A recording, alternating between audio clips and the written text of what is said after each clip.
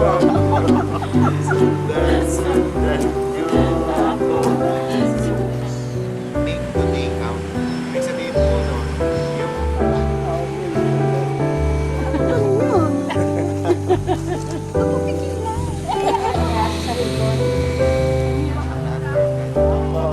sundan, sundan niyo ako.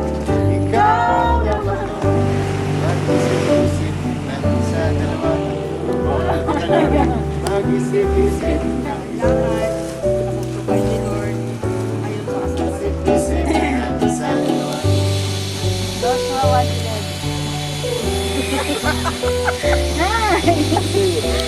Kayo yung magdaan dyan. Ayos ah. Alam ko.